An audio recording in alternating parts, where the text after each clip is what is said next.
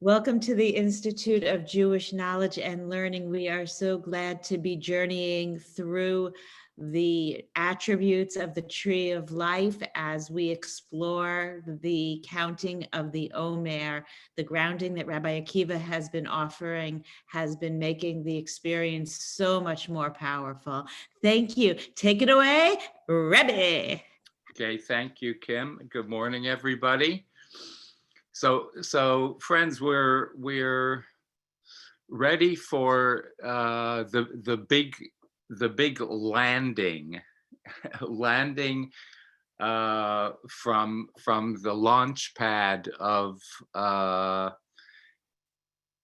Keter and Chachma into Bina and Chesed into Gevura and Gevura into Tiferet and Tiferet into Netzach and Netzach into Hod and Hod into Yesod. And now we are coming to a landing. And we land into a manifestation of the Sphira of Malchut. And Malchut is the realm in which all of the preceding spherotic energies come to rest. Not only come to rest, but come to live. Malchut is the living place of all of the preceding energies.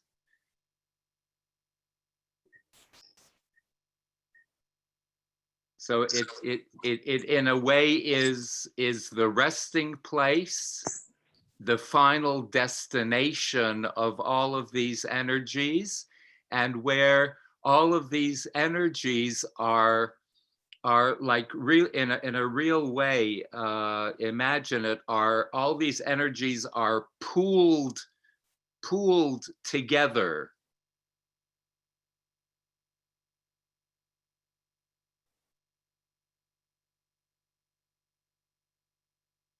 And are actually lived in reality.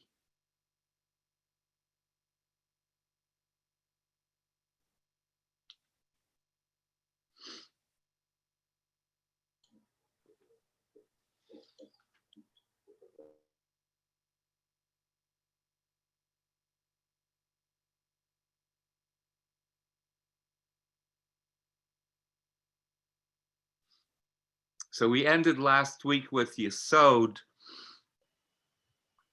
which is the spherotic energy that enables future unfolding from the past, from past memory. Yesod is that power of unfolding into the future. And the great model for that was Joseph. Everything Joseph is all about was his facilitating things to unfold for the future.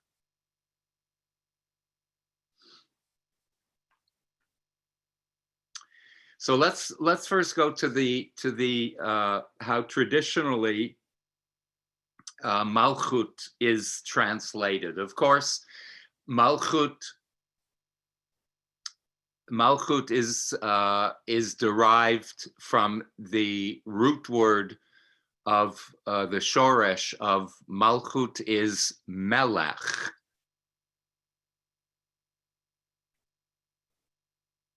Which means king or kingship. We will begin to understand like what all that means. I certainly understand that we have a sort of weak or feeble type of impression what kingship is in relation to what that word meant in ancient times. We lost a little bit of of the flavor, and hopefully throughout the teaching we'll get a little flavor of what kingship really means.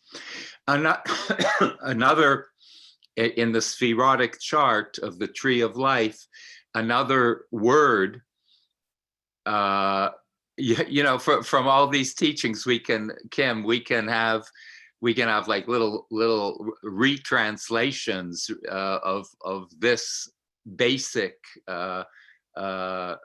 tree of life translation, and we can put in our own notes. But we have here, okay, so we have Malchut, which is kingdom, again derived from Melech, which means king.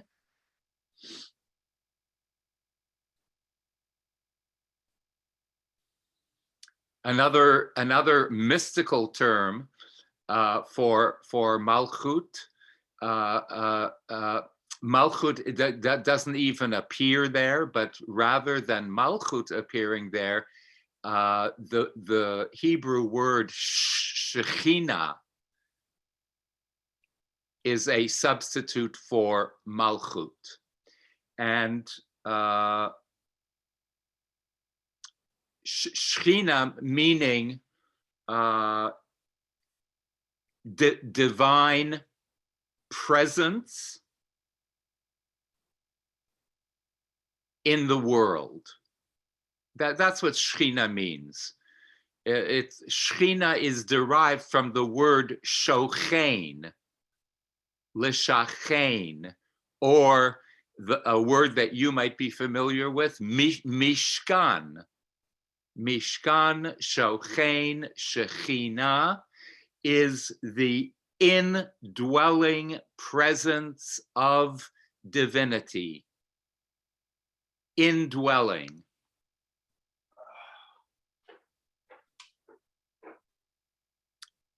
Another word for Shekhinah, the indwelling presence of divinity, is the English word immanence. To be immanent means to be revealed, to be shown, to be a reality in. So we're talking about the divine spirit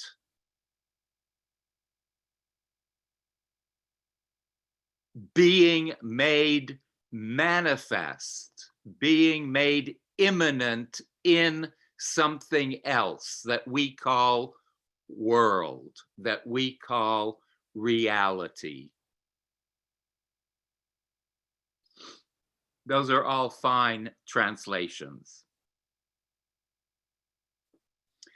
So friends, let's do like try to do a cumulative, all-embracing picture of this tree of life. We have the divine energy starting from source, starting from Keter, and the divine energy, the divine light, is passing through all of the sphirot, through all other emanations that are created from this core divine streak of light. And in the process of this journey, there are sphirot, there are these realms that are created from the original divine seed, from the divine seed of the divine light, and they are they are translating themselves into emanations, into distinct power bases. In other words, the divine light from its source is, so to speak, being divided into particular emanations that are all part of the whole, that are all part of the oneness. And as they pass, as these energies are passing through one to another, the cumulative power of all of these energies and all of these transformations that are being made as they pass through the different emanations now result at the bottom level in something that is called, in mystical terms, yesh. Yud Shin, yesh. Yesh means in what exists.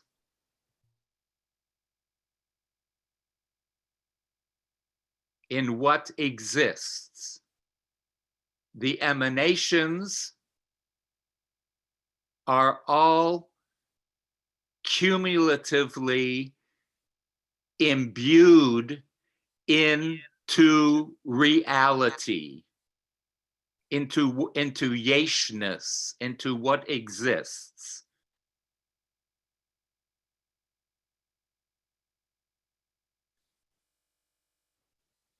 I think it was Reb Zalman, that translated yesh as isness. Isness.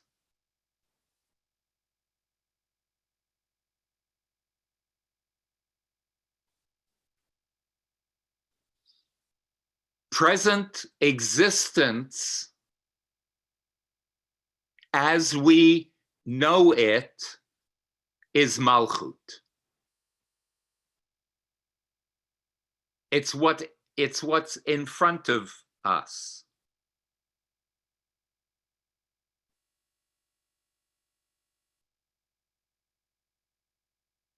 It is spiritual energies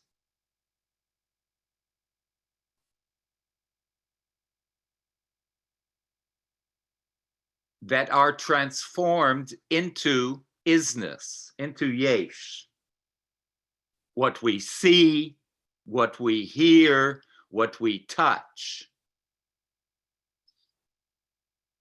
And I have to bring in this metaphor because I believe that it is a metaphor that will clarify things for you. You will be able to imagine, to envision this idea of spiritual energies becoming hardcore reality. How does that work? How does it where is that point where spiritual energies become real? So I believe this metaphor will confuse you, but as it confuses anyone that isn't a physicist or a scientist,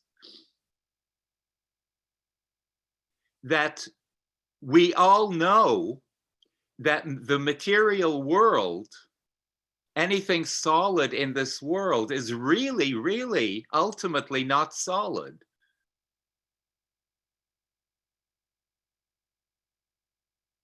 They are really just molecules that are moving at super speeds and somehow configure into solid objects. But solid objects are really not solid.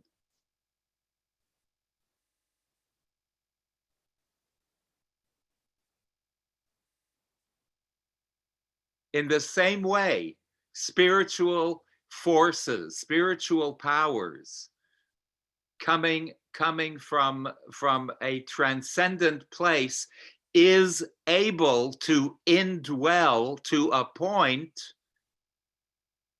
where reality, where it rests in reality, it rests in the realm of Malchut, that makes it seem like it is solid,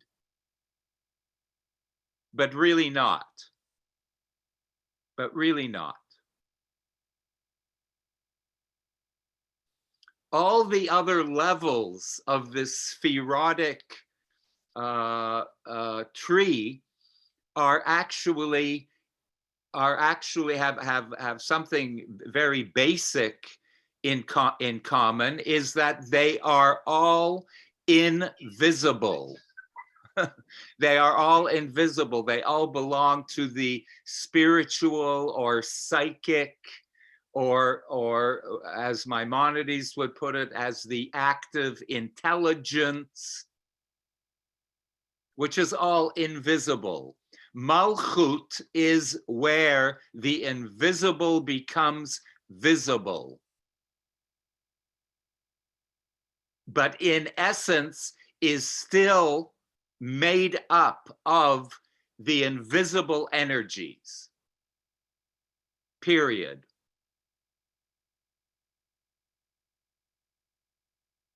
It's a trick. We are being tricked, as some of the mystics said. We are being tricked that reality is not made up of spiritual emanations. In fact, the mystics really go out of their way to call the first 9 of the spherotic tree. They are referred to in mystical literature as hidden worlds, invisible worlds, where Malchut is extraordinarily different, where Malchut differs from the above, where everything in Malchut is very visible, very audible, and very touchable. And therefore we call the world of Malchut kingdom. And maybe in modern, in the vernacular of today, we call Malchut, really Malchut, we should be translating as reality.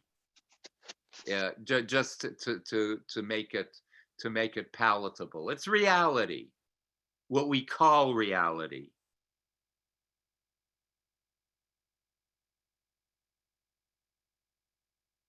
Okay, any questions, comments, insights?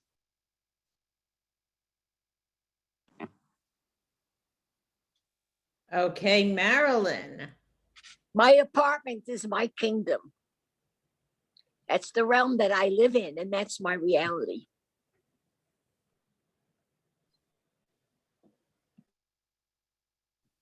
But Marilyn,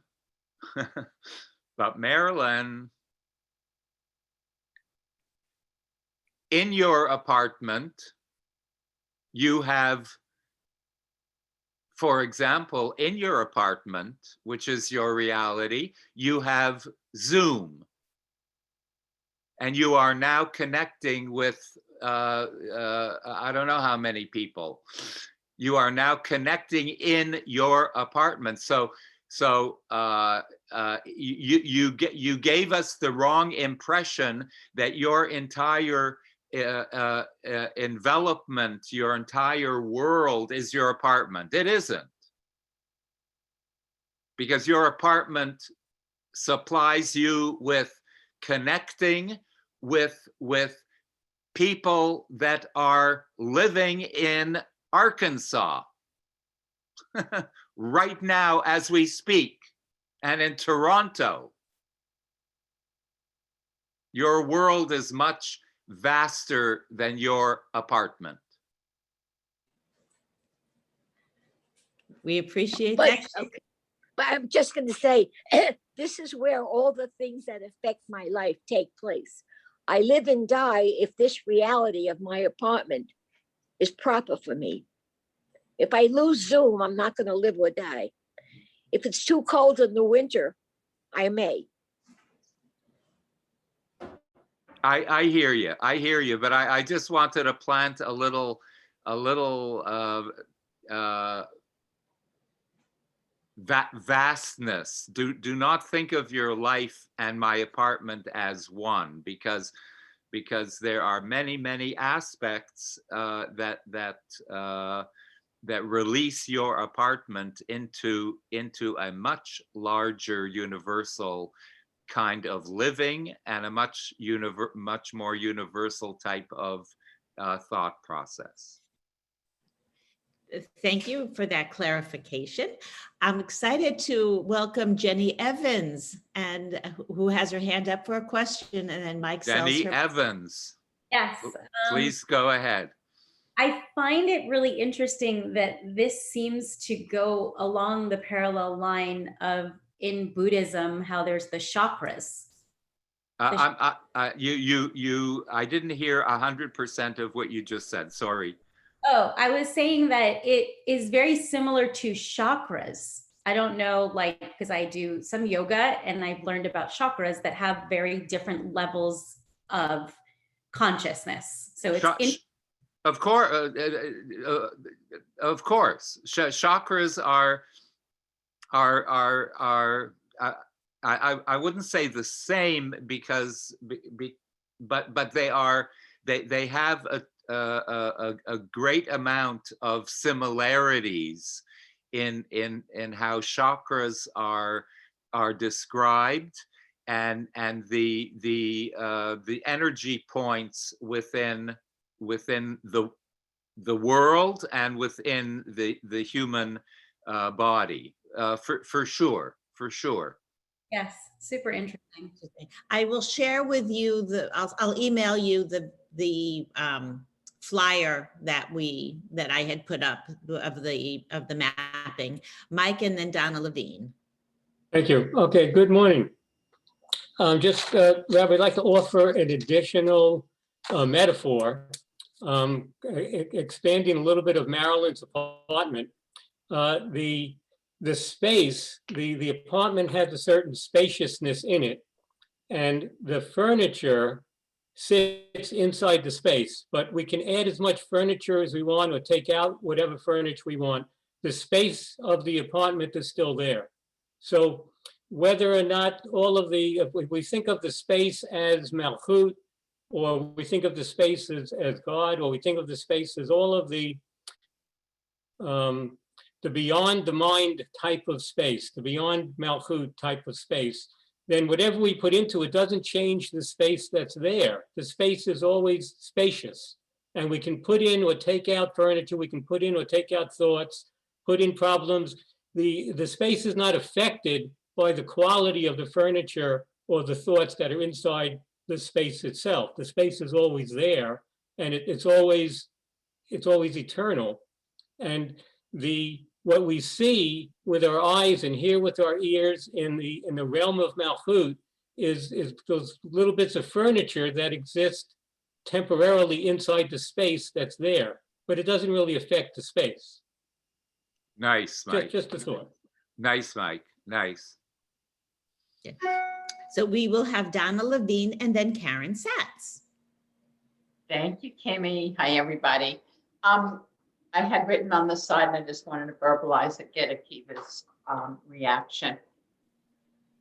To me, the way that I see this is that everything that exists is a vibration, and everything vibrates at a different frequency. So the highest, fastest vibration would be that of Keter. And as we go down through the Sefirot chart, the vibrations become a little bit I don't want to use the word dense at this point, but they start vibrating at a different frequency. And then when you're in the world of Malchut, the vibration slows to the point where the highest vibration that existed in Keter still exists in Malchut. It's just that the vibration slowed to a point where you can then physically see it, touch it, feel it. I would say you're right on, Donna, in that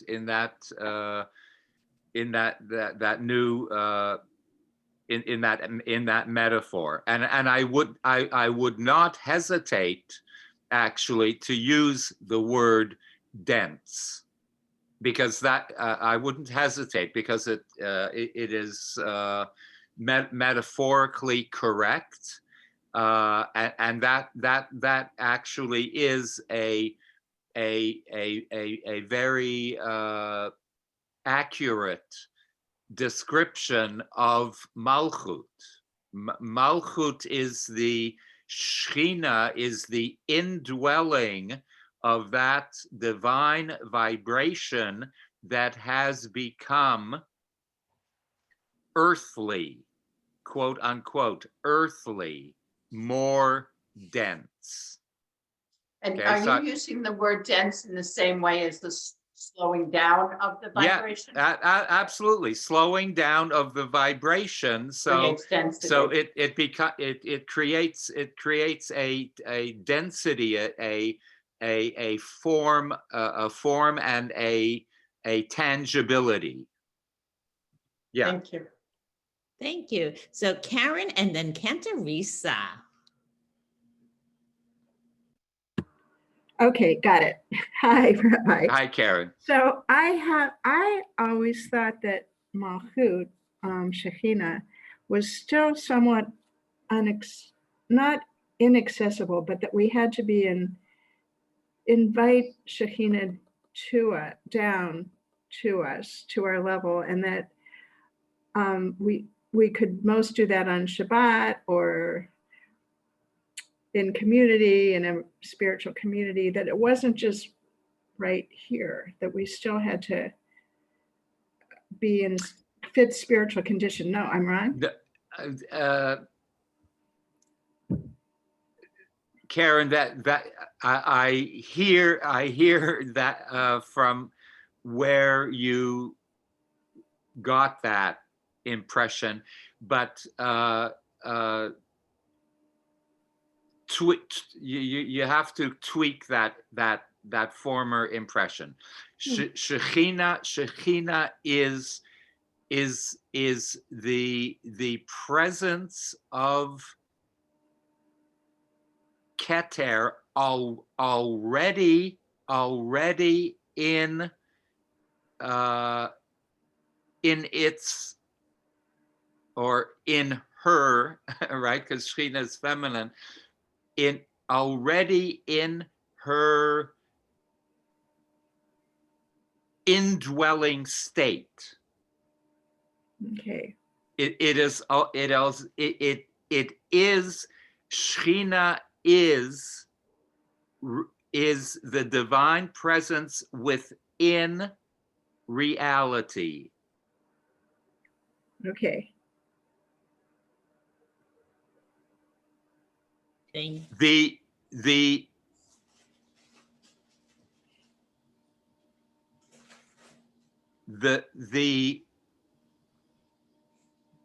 Our task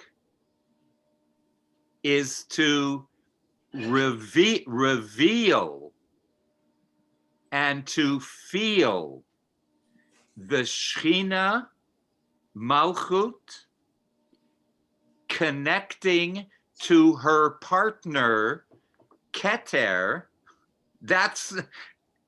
That it is to connect it to the ascending energy levels.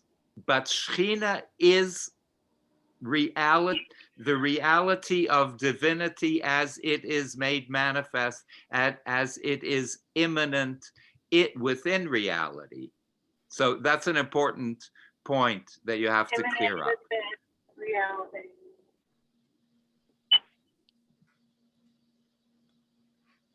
Thank you, Cantarisa.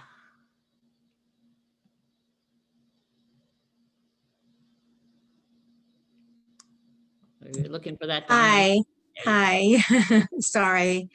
All right. So if I'm understanding, Malchut is the reality, and the other sfirot, the Hod, the Givrot, Bina, is also reality.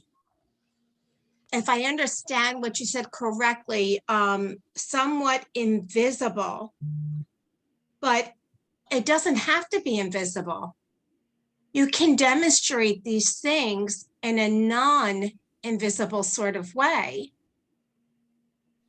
and still have it culminate together to become that, to become Malchut. Yeah. So Risa, as soon as you use the word demonstrate, that is, in effect, you are talking about Malchut. As soon as those invisible realms are made immanent and demonstrable, you are already talking about the world of Malchut. Okay? That should clarify for you. It does not mean that the higher sfirot are not quote unquote realities, but they are not yet. They are still in the when they are invisible, when they are enclosed within your inner psyche, in your inner soul, in your inner thoughts, they are not considered yet real until what is considered real is only when they are made demonstrable, when they come, when we demonstrate it. You use the word demonstrate, right? Right. So like if I'm in the planning stage of understanding, I don't care for the word judgment very much, but judgment and splendor, and it has not fully come out yet. It is not yet then in it yet. It is still considered in the realm of the invisible. It is still considered in the realm of in potentia. It's latent potential. Okay. When you act upon it, which we are going to speak of, when you act upon it, when you demonstrate it, that's when those sfirot, when those energies become demonstrable, immanent. That's when it belongs. We call it the world of Malchut. We call it the world of reality. Okay. Thank you. Okay. You're back up, Reb. Okay. So friends, if we take a look at the large picture, it's beautiful. In Malchut, we complete, what we are doing is we are completing the circuit between our psycho-spiritual selves, if we're bringing it down to a personal level, we're completing that circuit between our psycho-spiritual selves, our thoughts, our emotions, and the world of reality, which we call the world of action.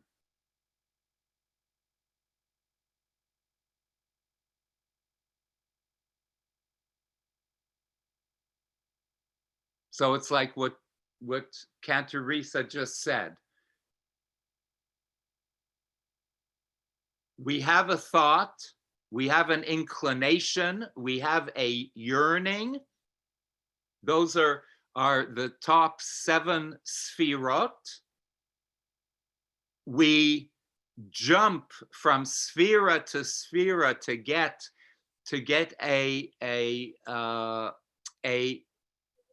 some semblance of refinement of those powerful energies until it comes to a point of implementation. We want to do something with it.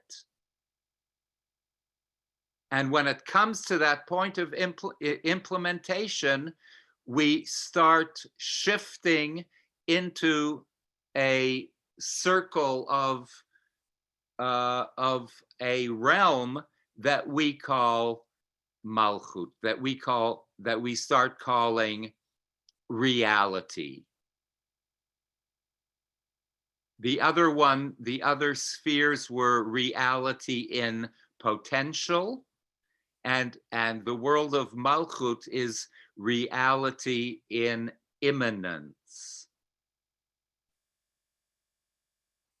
Not too dissimilar from what we have done in past classes. We have the category of machshava, of thought, dibur, speech, and then ma'aseh, and then action. That's how human beings work. We think, we speak, and then that leads to action.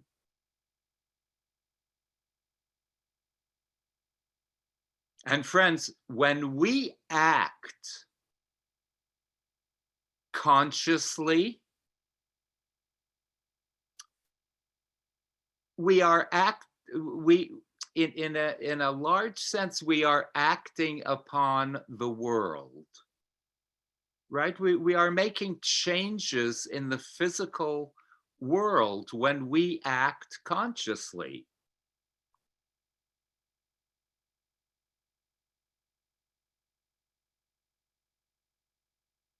Everything that we start off knowing and we start off feeling,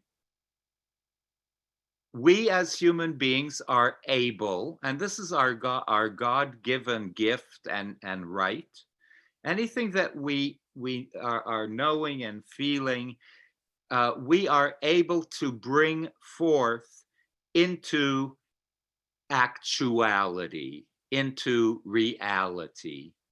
That is one of the great gifts of the human condition. In other words, in maybe older terminology, but this is where and how we get to kingship. We are capable through the vessels of thought, speech, and then acting. We are able to decree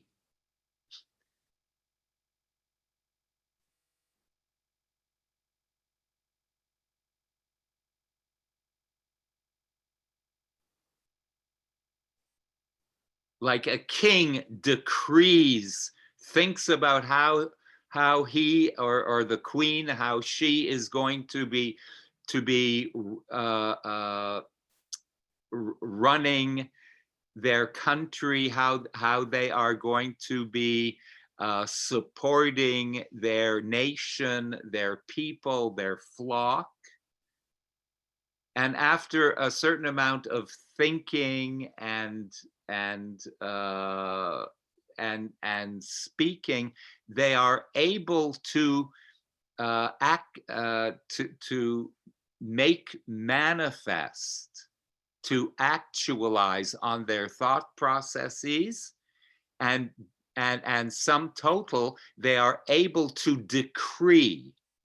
In other words, they're able to bring into being, into isness, their thought processes in a very real and material way. So we do the same. just like kings and queens. That's why we call Malchut kingship, or another word that is often, Malchut is often translated into sovereignty.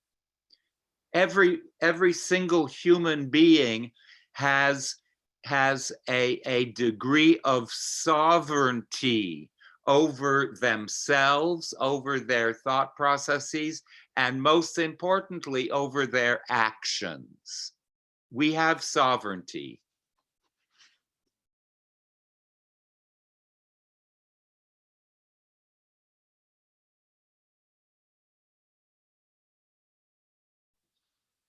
Now here comes the difficulty.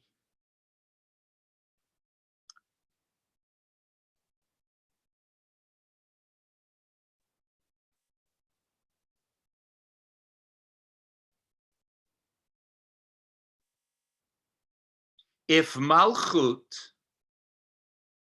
is the landing pad from which all the other energies are settling into,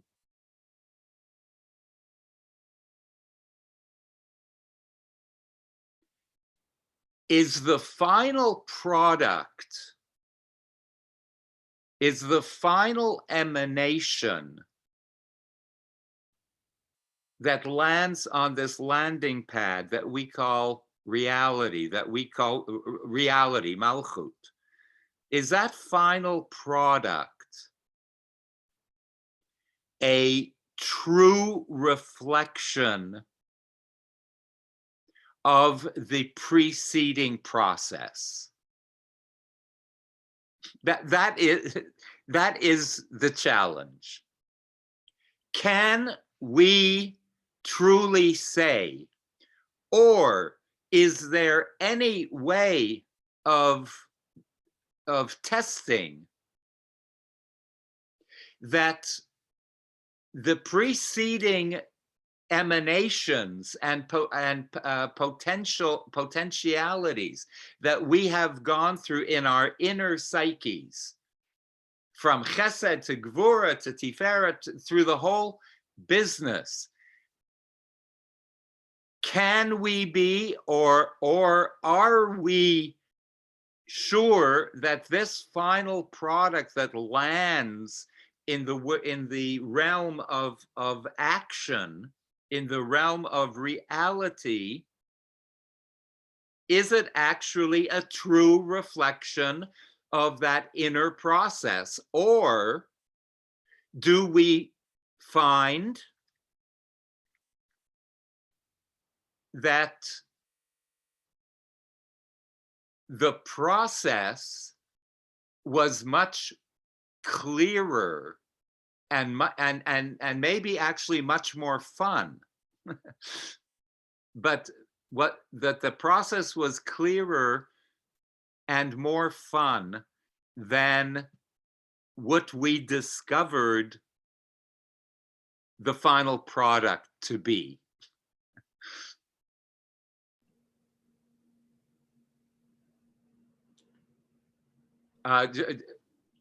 Is this a good moment for a question? Just one sec. Let me just add one more thing.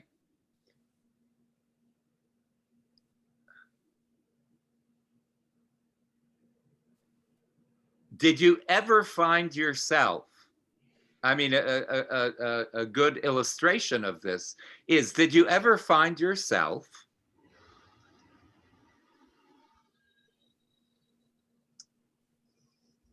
regretting something that you did on the Malchut level, and you look at the preceding psycho-spiritual journey that you went through, and you bang your forehead and you say, you know, my thought processes I thought were so great, and it ended up like this? It ended up that I did that? Did you ever catch yourself and say, and say something, blurt something out loud, and you ask yourself, did I just say that? What was I thinking? Or you do something and you ask, what was I thinking to land in this reality when I thought my thought processes were so clear and so pristine and so right on. So one of the big questions in Malchut is the final product a true reflection of the preceding process? Because there sometimes and sometimes very often can be a huge gap, a huge discrepancy between the energies that were working and the final product. Kim, now I'll take. Although my daughter came home in 5th grade saying, but mommy, it was funny in my head, but when it came out of my mouth, it was Right. Genevieve, Molly, and Marcia. Good morning. Good morning, Rabbi. Okay. Morning. In my thinking head, a lot of things go up in my thinking head. It's sort of, to me, when I think about it, when you come out with it, it's sort of, to me, it's just a big circle. It's a big circle. It's called the circle of life, the tree of life with its roots. It's like when we started out, we came from here. We had to learn all this. I think the bottom is a launching pad. It's a launching pad because somebody else is born and they're on the launching pad, and now they have to go up the ladder, back up again. So to me, I always think of it as just, it's like a circle.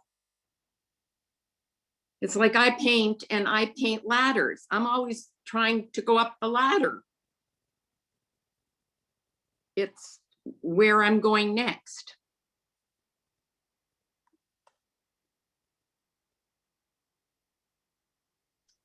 Uh, I don't know how to explain that. It's like if we started out from the divine and the created, we were created, and then all of this came into being. And then the next one that had to come along was born, and that person is on the launching pad trying to go back up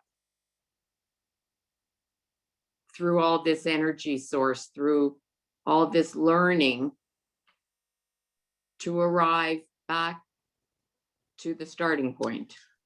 Molly, I think we're confusing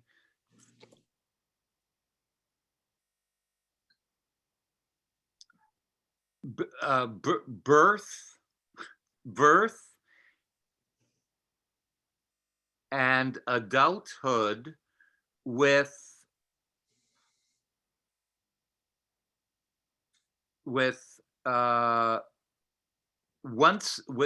the idea of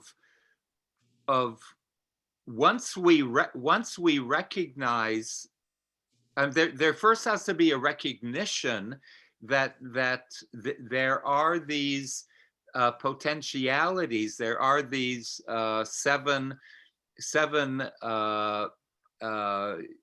chakras, these 7 core energy sources within us. Once we have acknowledged that the power within the human being, and that takes time from an infant to climb that ladder, even to recognize that exists. But once we start recognizing that, and we start being able to utilize those powers, then the metaphor changes from using those high energies and to really to descend to earth, to use those energies in an imminent, practical way. So it depends if you're ascending the ladder and going up, or you're starting from a recognition that from above, and we're trying to descend back into reality and do something and affect our realities. Okay, thank you. Donna Levine, please unmute. Thank you, Nick. I was trying to answer your question, Rabbi. My answer is a simple no. I think that there's distortion between what preceded to what is right now. And I'm sitting here trying to contemplate it. And I think, we think that we live in our own little bubble. I live in the universe of just Donna, but in this moment, but that's not the reality. The reality is that I not only live in the bubble of Donna, but I live in the bubble of Donna from the past coming into the moment. And then I also live in the bubble of every other vibration that has occurred since the garden. And I think that the pureness of the original vibration is a goal that we might try to attain going through the Sephirot chart. But from my own personal experience, it's not something that I have been able to master. So I think that we basically live in a world of distortion and not in a world of purity from original vibration. Have you mastered a little bit? Depends upon how awake I am in the moment. I certainly, at times have mastered more than I have at other times. This is a yes or no. Have you? Yes. Over your lifetime, over your lifetime, and then over the last decade, and then bring it down to the last year, and then bring it down to the last month and the last week. Have you engaged in a little mastering during all of those periods? Mini mastering. I am a mini master. Okay. Yes. Okay. So I don't want you, or I don't want anyone talking about absolute and complete mastering. We are talking about a slow progression of how we are able to slowly, gradually, but surely mini master the discrepancies that might exist between our strong light-filled inner psycho-spiritual spherotic centers, and how the discrepancy between that and the end product of how we live and how we embrace reality, how we can slowly, gradually close the gap between those high potentialities and what reality, what the launching pad looks like in our lives. I know you muted me, Kim, but I wanted to just say one other thing. I think that for me, sometimes when I look back on my life, I was more clear with less distortion when I was younger. And I feel that the more that I am not awake in every moment, the easier it is for me to allow the unseen, unfelt, unthought thought of, my unconscious thoughts to manipulate the distortions moving forward. So yes, to answer your question, yes, but it is work. It's not an easy one-time task. Thank you for the sharing. Jenny, you're up next. Okay, can you hear me, Rabbi? Yes, yes. So I might be coming from a completely different place, but the way that I'm kind of seeing it is almost as if we have this partnership with God. So we have this connection on this really, really deep level, this connection, whether it's an idea or a thought or an emotion or whatever it is. And when it travels down through this Sephirot, in order to contribute to the universe in the physical way that we do as humans in that partnership with God, I think it has to be diluted through that process in order to be delivered into this Malchut tangible reality. So that's my thought.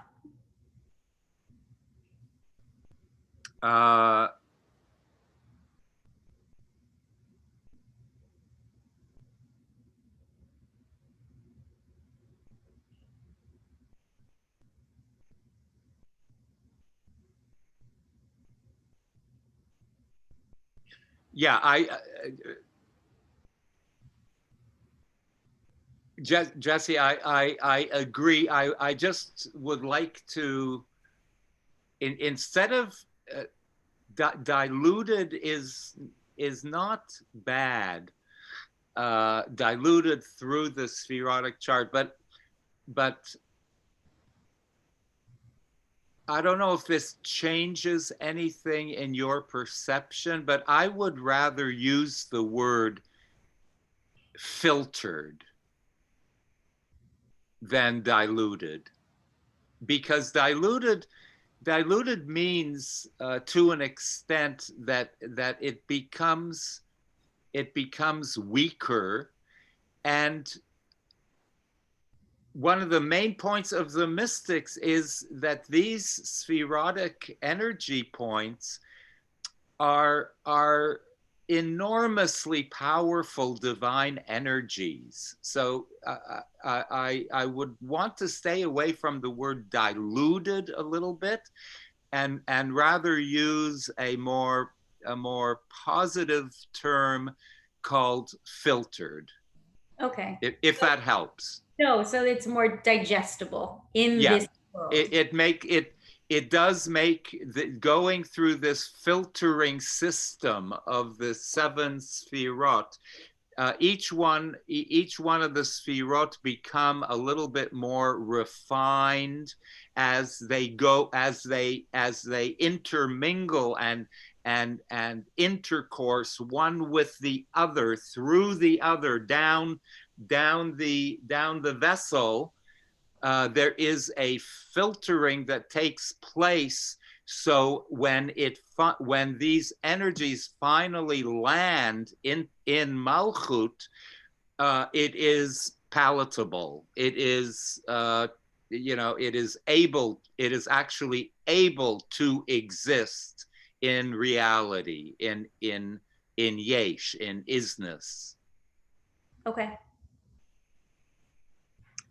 Thank you. Next up, Marcia Braff from the West Coast of Florida.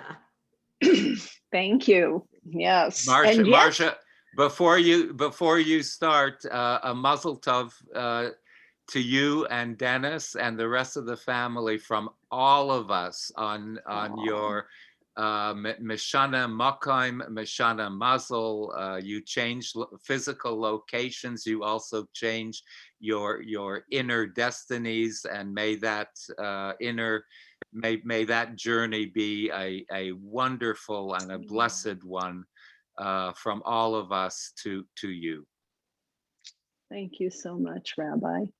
And oddly enough, my reality, whatever physical abode I might be in, includes all of you, wherever you may be, getting back to the beginning of this class. Right. So,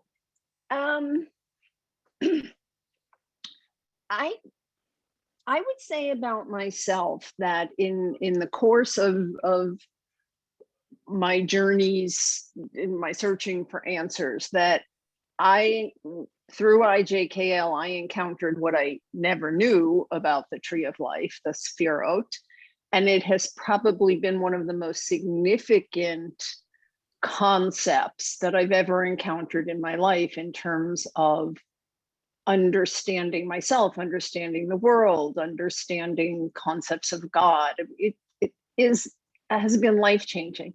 And it just occurred to me that and the ladder and our representation of the tree of life as being the branches, and they ascend.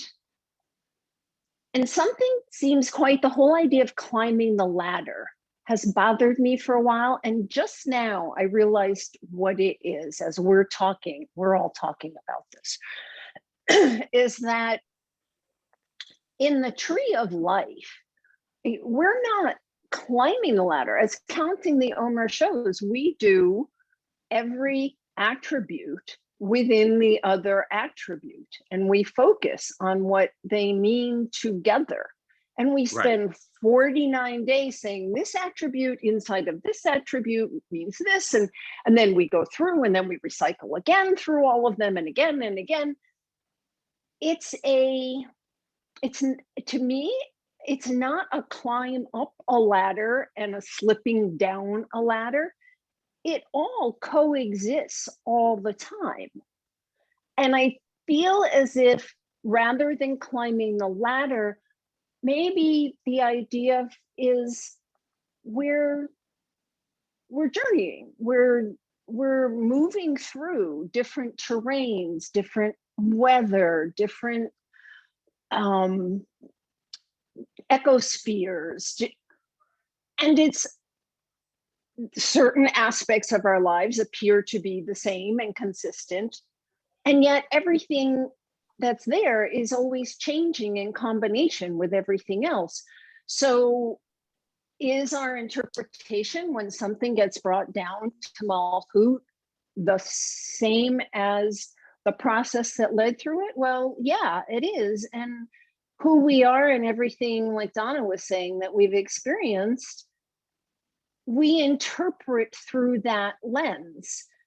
And two of us can be sitting side by side in the same forest, eating the same, granola, and be learning something different from where we are, because we each need to learn something different. So I don't think any of it is a distortion. I think it's always fluid and always what we need. And sometimes we don't know why the hell we need it.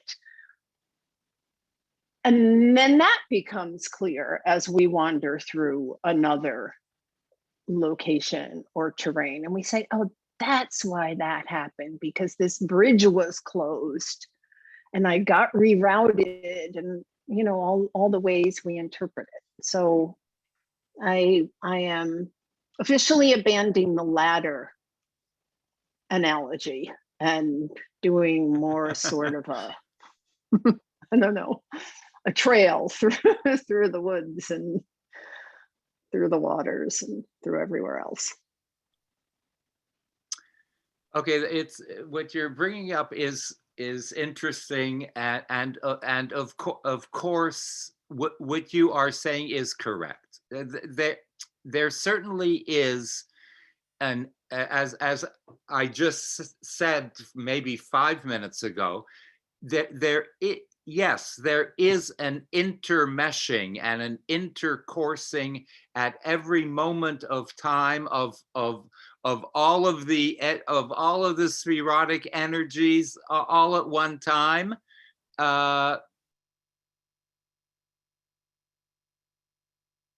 And to an extent, it's all one beautiful mishmash, right? The only reason, Marcia, that we do use the metaphor of the ladder, number one, because it's biblical, Number two, you should know, it's kind of like ironic and a little humorous that the main holy book that speaks about, and that it not only speaks, that introduced us to the spherotic tree of life, the Zohar, the main commentary that helped us make sense of the Zohar was called the Sulam. The main commentary's name on the Zohar explaining the Sphira was called the Sulam, the ladder. So Okay, it's back in. no, that could not be a good enough reason. I'm just giving you an example that the metaphor and the concept behind ladder is important, because as much as you are correct that everything that the Sphirot are intermingled to an unbelievable level, and the roots of the Sphirot are and the branches are branching out into all areas. Chesed is in Gevura, and Gevura in Netzach, and Netzach in Tiferet, right? It's all, the branches and the roots are entangled one with another. If we don't have like a little clarity, right? That's how we can go Meshiga. That's why we go Meshiga, is when all the roots and the branches don't know where to go in our psycho-spiritual selves. As true as that is, we are still able in our mind, in our evolution, to be able to say that I have, and you are able to say, Marcia, and everyone is able to say that in the last, I'm going to use this as an example, in the last decade or two, I have grown, I have evolved, I have matured to a brand new level of understanding that now is going to be my base. It's now going to be my new, I've reached a point of enlightenment or maturity that now this is my starting point. I cannot and will not regress into my teenage years any longer. I'm not going to be a teenager anymore. I am not going to be a naive 6-year-old any longer. I will not be a naive 28-year-old any longer. I have grown, and this is my new bar. That's what we mean by a ladder. That in contradistinction to the mishmash of the Sphirot, that really should be viewed as circular, and every circle, and within a circle. We also want to think in terms of bars, rungs on the ladder, and where we are in our ascent compared to a refusal to go down the ladder and descend to places that we already were. We already did that, and we already learned our lesson. So we want to be able to use the metaphor of ladder and rung, it just in terms of not regressing back to old stuff that we already did. Thank you, Rabbi Akiva. You have 15 minutes and 5 Okay. hands. Marshall, you get that? Okay. For now, yes, thank you.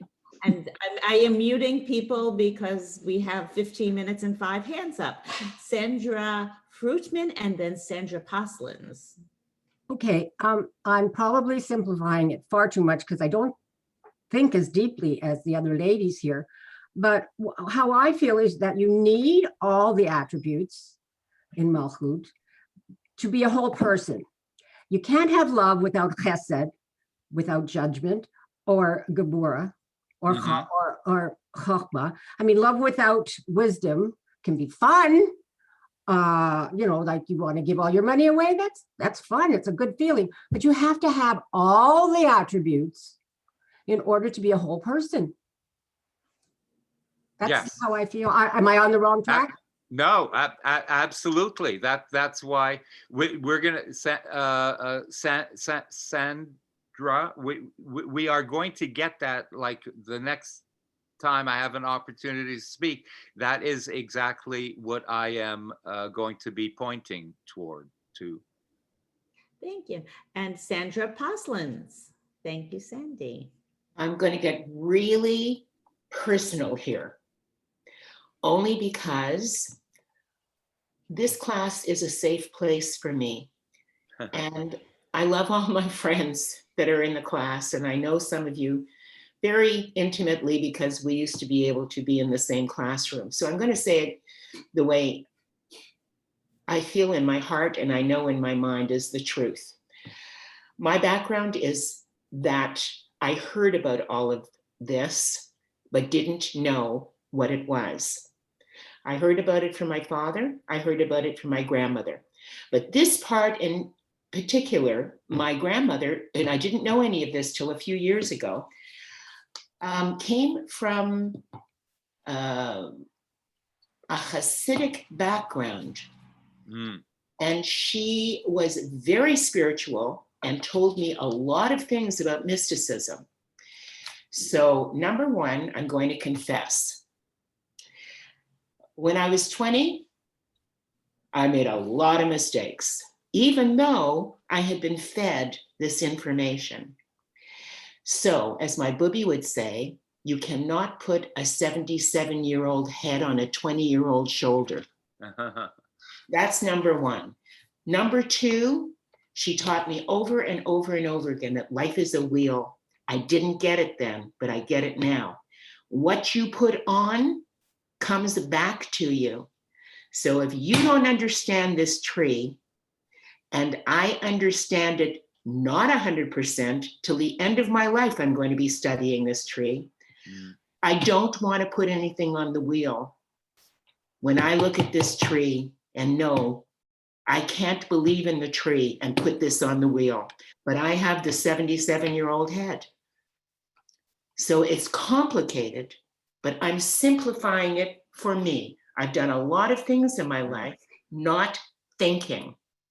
And now, after maturing and after learning, for the last 32 years, I'm on my way to understanding why I shouldn't put something on the wheel. Beautiful, Sandy. Beautifully said. Beautifully said. Thank you. And Joyce and then Cantorisa. And then we might give Rabbi Akiva the closing word. I'll be very short. Thank you, Rabbi, and thank you, Chevra. This ladder and wheel and a spiral chart and tree of life, we have to remember they're metaphoric to help us in our thinking to envision where we are, what we are thinking, how we are thinking. And they're not real. And I wish I had this maturity 40 years ago. So that's all. Thank you, Rabbi. Nice. Thank you, Joyce. And Teresa. I think that's partly piggybacking what Joyce just said. That's why it suggested that we wait until we're 40 to start studying Kabbalah. Sometimes I think we should wait until we're 50 or 60. But Rabbi, all these sefirot that merge basically into one, and I don't remember who said it, that we're at partnership with God, and we're B'Tselem Elohim. We are created in God's image, but I think it takes so long for so many of us to figure that out. I mean, we preach this to children, B'Tselem Elohim, how to go about behaving in what God wants us to, in the way God wants us to behave, B'Tselem Elohim, to follow God's mitzvot. And to do that, I think to process each of these sefirot, it has to be almost like some of it has to be done at the same time. Oh, absolutely. Okay, and that's very difficult for children to do. That's very difficult for kids to do. It's very difficult for young adults even to do, to process that. And that's very difficult for many young at heart to even process that this has to be done like all at the same time. Yeah. And maybe we are doing it and not realizing that. Well, Risa, I think you kind of just like hit it on the nail. You are correct. It is difficult. It is difficult. Chevra, it's difficult to be deep, to be a deep human being, because we discover that as deep as we go, we can still go deeper. There's an infinity of depth that we can go. And the question is, do you want to remain like shallow in shallow waters? Do you want to go deeper? Do you want to be a deep sea diver? That's some of the questions on our plate. But most definitely, it is. We do have to know that it is a difficult journey. Is it a journey that we really want to undertake? Is it better if now, and it's rhetorical, please forgive me. Is it better that we want to understand these sefirot? Do we want to understand these processes? Do we just go about life learning as we go? Sometimes getting that deep? Sometimes we don't have a choice. Sometimes the spherotic energies within us just simply compel us. We in a lot of our cases, we don't have a choice. There is that something. There is that something of an energy inside that is wanting, that is yearning, and that will not let us go. Yes. Period. Amen to that. And we can sometimes for a little while attempt to push it down, to deny it, to turn our heads away from it, but it most certainly usually comes up and springs up and catches us and say, Ich bin du, I'm here again. So it does take a process to skirt the responsibility addressing that, but eventually it's going to come up, or else we are going to distort our lives. If we like really fake ourselves out, that means that somehow our chakras are going to be distorted because we are blinding ourselves. And when our sphera emanations are off kilter, that means that our entire lives, our entire ways of thinking, we have voluntarily distorted, and it wrecks our lives and has ramifications in other areas of life. Thank you, Rabbi. Okay. Friends, let me end a little bit with like two kind of umbrella ideas about that exist very, very prevalently in the realm and consciousness of Malchut. What we want to do in Malchut is metaphorically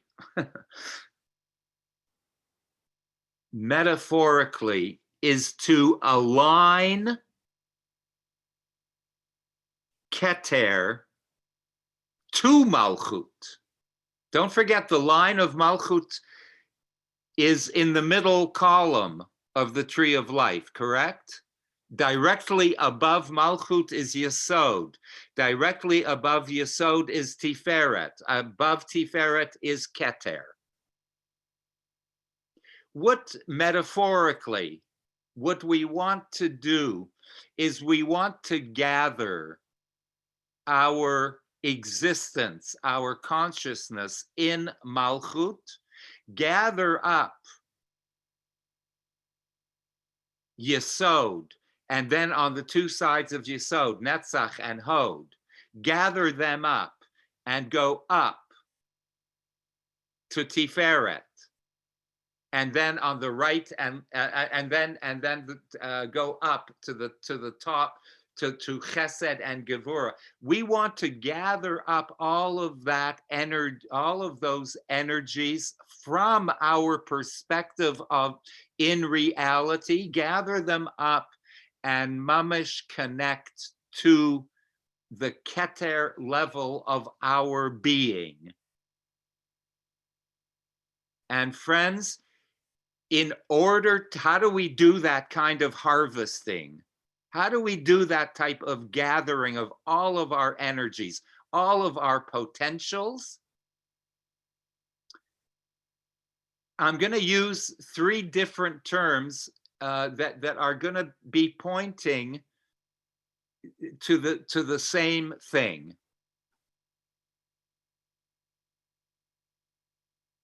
And I want to say that for us that realize this and that can grasp this metaphor of gathering up all of our energy levels in order to align our reality to the divine source reality of all, and that's when we become united, that's when we become echad within ourselves. That's when we get to enjoy the pleasure of some semblance of unity, some sense of echadness, of grand, marvelous unity in our lives. And unity in our lives brings satisfaction to our lives. How do we do that? We have to consciously and subconsciously, we have to ascribe to the idea of wisdom seeking. We have to become wiser. We have to pledge ourselves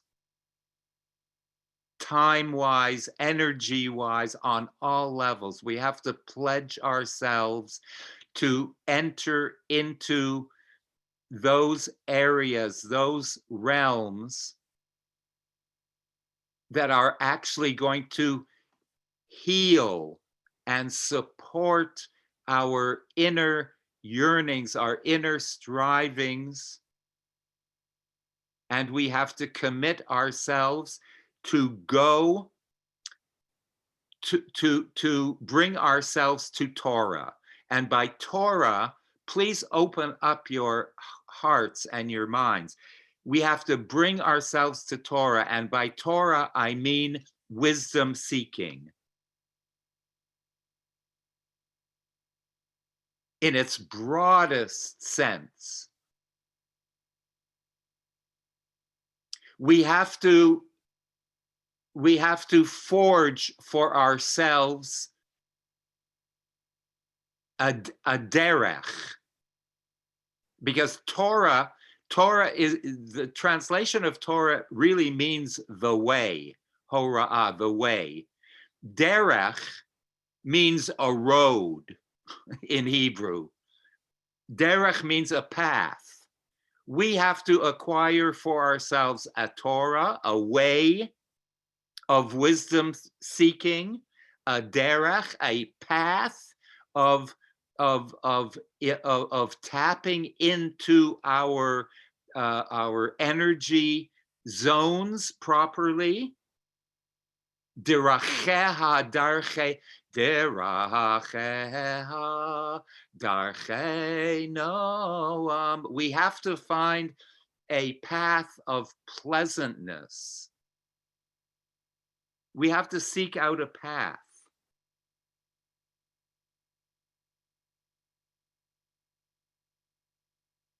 And a word related to path is also halacha. And I don't mean halacha necessarily meaning legal Jewish law, but halacha means let me acquire a way, a manner in which I can pleasantly walk, halacha, holech, lech, a way in which I can walk through life.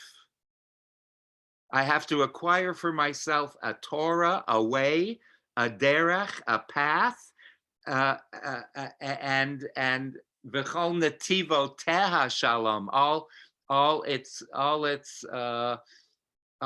pathways, all its I think, and this is auspiciously before Shavuot, if we only commit ourselves to that for the next year, we are going to be standing at the foot of Mount Sinai. And what am I supposed to be doing at the foot of Sinai every year?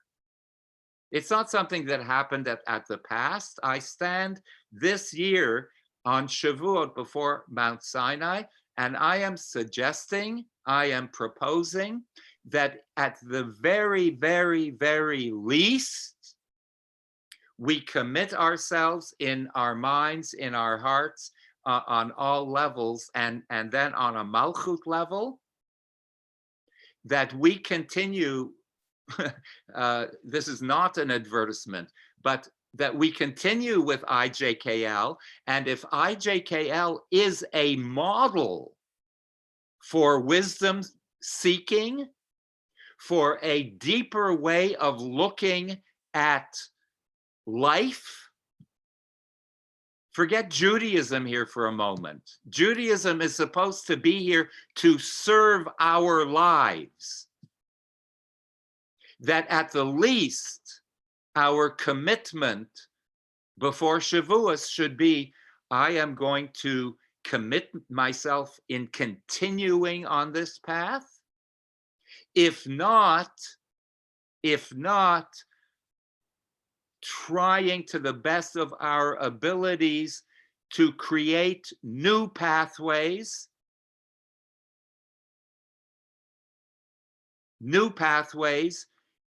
in how each of us individually as people, not as community, but as people, as individuals, how we can enhance and enlarge the scope of our wisdom seeking, so we can continue energizing these spherotic zones, continue exciting and stimulating and tickling each little spherotic zone within us to make life a little bit brighter and a little bit more adventurous and a little bit more fun.